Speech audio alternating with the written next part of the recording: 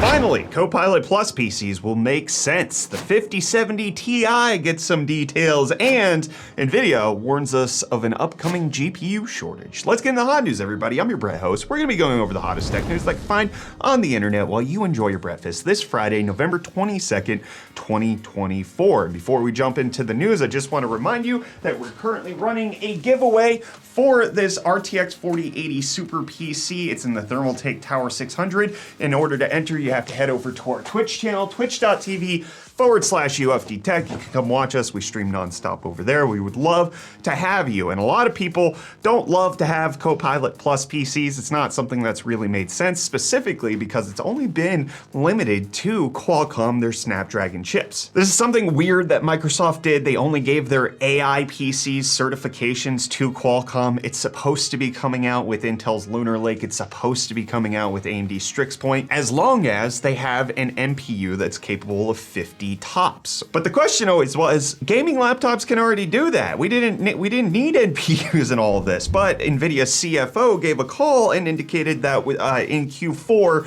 of this year, so just probably by the end of 2024, we should have Copilot Plus PCs that are certified with Nvidia's GPUs, which makes a lot of sense because a mobile 4070 can do 321 AI tops, which is significantly more than what the certification requires out of whatever CPU is in your PC. It's just a little bit of weirdness that Microsoft decided to pull with Qualcomm when they launched their Copilot Plus PC requirement, and now it looks like it should hopefully get rectified and make, I guess, a little sense. But you know what does make sense? Today's video sponsor. My business manager here, Michael, was recently reminded of how fun D&D is when we kind of played a small campaign for our charity event we just held in September and decided to get a campaign going with his friends. Being that he only had a set of dice from college, he decided he needed to get some stuff to get started, and that's where today's sponsor, Bamboo Lab, comes in with their A1 and A1 Mini combo. On Bamboo Handy, their mobile app for finding models and printing remotely, Michael was able to find a ton of D&D related prints. Just keeping it simple, Michael needed a tray,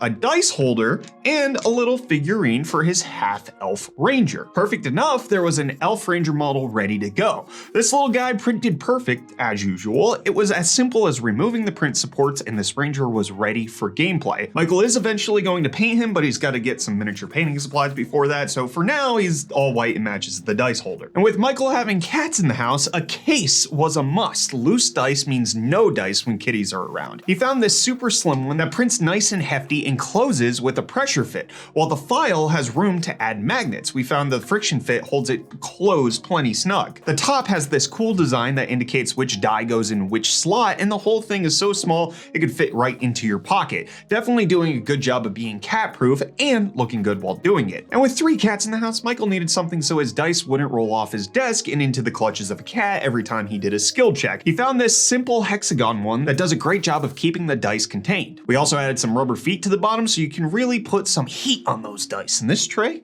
stays put. And lastly, to keep the kitties focused on things that aren't Michael's D&D dice, we printed some plastic spring cat toys. These guys love toys like this. So being able to literally print new ones for literal cents worth of filament when they get a little too banged up is a huge money saver. Finding solutions to everyday problems is something that we've loved doing since getting these printers in the office. Between the quality of the prints, the ease of use of the software, and the array of helpful models that are simply free to use, Bamboo Lab has made finding simple solutions not only easy, but fun. Both the A1 and A1 Mini feature things like vibration compensation and active flow control to ensure you save time on printing by only having to print once. You can check out the Bamboo Labs A1 and A1 Mini for yourself and see how useful a 3D printer really is. Thanks to Bamboo Lab for sponsoring today's video. Well, while we wait for the RTX 50 series, you could probably like 3D print a stand to put your old GPU on. That'd be pretty cool. But now we have details coming out about the 5070 Ti.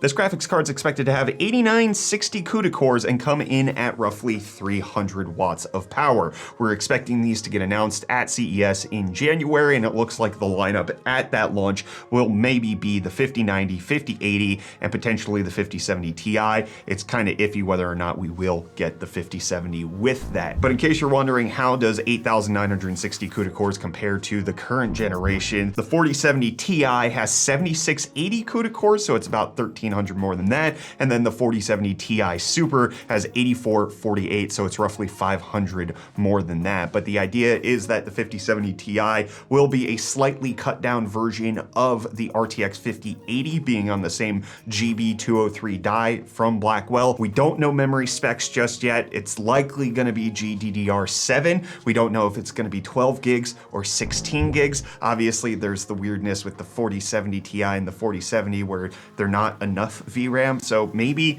Nvidia learns their lesson, or maybe they just keep you chugging on 12 gigabytes, which is what we're expecting for the 5070. So 5070 Ti looking to be all right, but obviously the conversation that everybody's having right now is, what is the price going to be? Because the 4070 Ti Super right now is $800.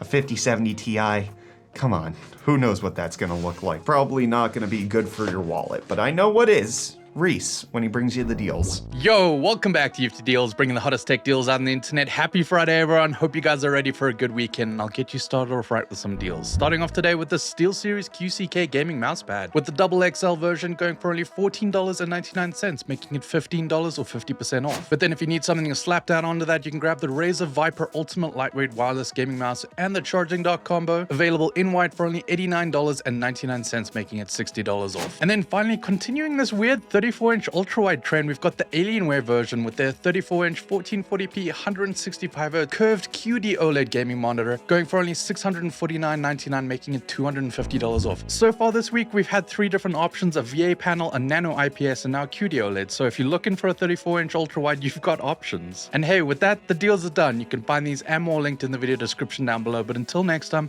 I'm gonna hand you off back to Brett for the rest of your hot news. Cheers. Well, Reece, anybody who's been holding out on their Rabbit R1 little AI device, yes, we're talking about that again, is getting a good deal because they're finally rolling out some new functionality to it. This little handheld that could barely do anything, but was built on its large action model, which was your ability to train it to do a whole bunch of stuff. Well, now it actually has a teach mode that's being rolled out, which allows you to program the ability for the Rabbit to do various different tasks that have multiple steps for you. It's kind of like setting up a macro is the general idea. Engadget got to check it out and essentially says it works, but it's not much different than apps that are already out there, or like if this then that, or again just setting up a macro on your computer. So while the Rabbit R1 gains functionality, it doesn't gain sensibility, which I guess is a right shame. And it might be a right shame you trying to get graphics cards, because earlier I talked about that interview that the CFO of Nvidia gave with regards to the Copilot Plus PCs, but also in that interview she disclosed that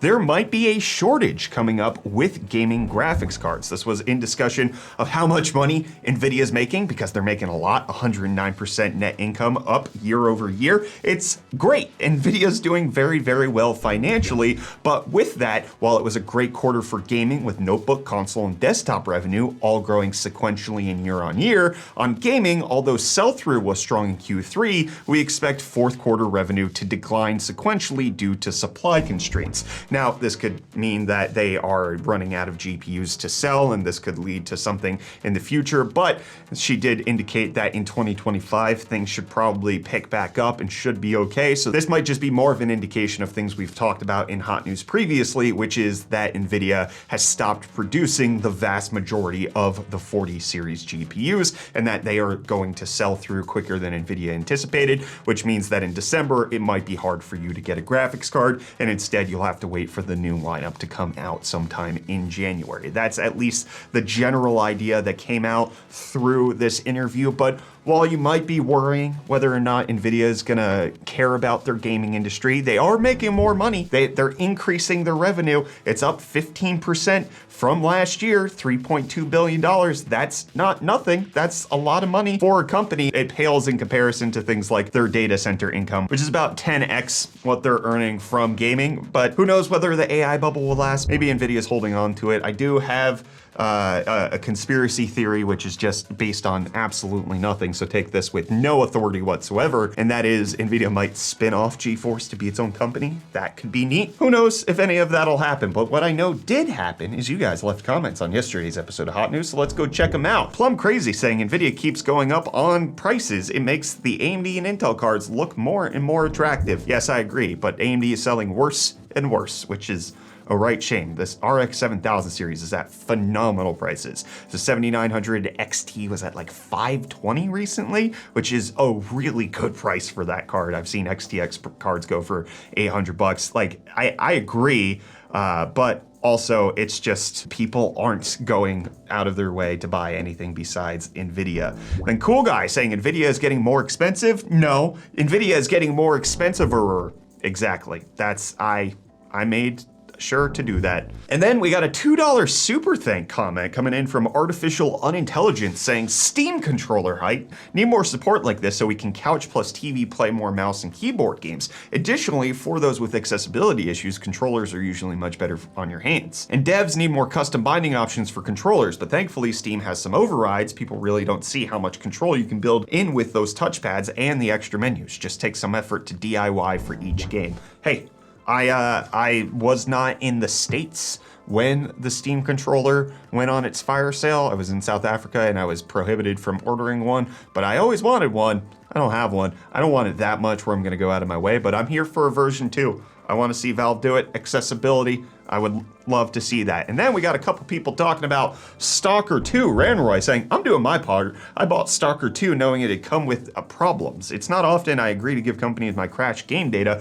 but for this game, I allowed them. Hopefully it'll help them polish the game up. And then Underhanded Joe saying, for Stalker 2 and being a fan of the previous games, yes, this is exactly what I wanted. Sure, it's buggy, but it's nowhere near as bad as some previous launches. I also see a ton of people saying it's unplayable due to performance. I've lucked out, I guess, since mine runs well. I think the joke that I've been seeing in the Stalker community is that there are no bugs, there are only anomalies, which I haven't played the Stalker series, but I presume that's a funny joke for those of you who have played it. And then we got Werewolf saying, since Hot News always comes in the evening, I usually watch it for dinner, and that is now part of my daily routine. I just want to, number one, say thank you for anybody who makes this part of your daily news cycle. It means a lot to have you guys watch. I really appreciate this amazing thing that we've been able to do together, all the things that have been growing for UFD Tech. I like doing Hot News. I like this content creation stuff. I appreciate it, but also you're not eating dinner, you're eating breakfast. And then my favorite comment of the day,